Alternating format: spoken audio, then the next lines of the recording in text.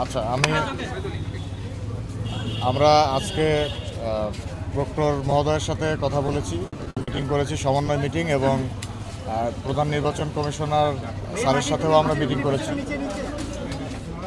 তো দুই জায়গাতেই আমাদের নির্বাচনের যে নির্বাচন কমিশনার স্যারের পরিকল্পনাটা এবং প্রক্টর মহোদয়ের যে পরিকল্পনা আছে এগুলো শুনেছি। আমাদের আইন শৃঙ্খলা রক্ষাকারী বাহিনীর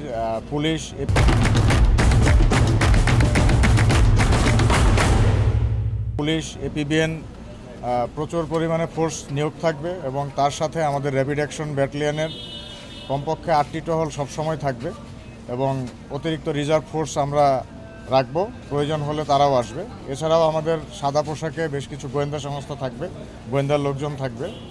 আর স্যারদের সাথে যেটা প্রক্টর মহোদয় এবং নির্বাচন কমিশনার স্যারের সাথে যেটা কথা হয়েছে, এগুলো আমাদের ইন্টারনাল সমন্বয় করার জন্য, কোথায় কতজন থাকছে না থাকছে এই বিষয়গুলো যাতে সার্বিকভাবে নিরাপত্তা নিশ্চিত করা যায়।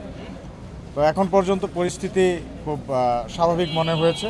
তো আশা করি নির্বাচনটা খুব সুন্দরভাবে সুষ্ঠুভাবে সম্পন্ন হবে।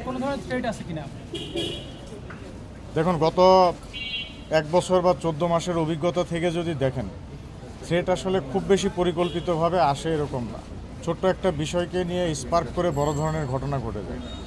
তো এই ছোট ছোট স্পার্কগুলো যাতে কেউ করতে না পারে, বা বাইরে থেকে, মূলত স্টুডেন্টদের কোনো সমস্যা নেই। স্টুডেন্টরা তো আসলে নিজেদের ক্লাসমেট, ফ্রেন্ড বা বড় ভাই ছোট ভাই, তো বাইরে থেকে কেউ যেন কোনো ইন্ধন দিতে না পারে সেটার বিষয়ে আমরা বেশি সতর্কতা রাখব।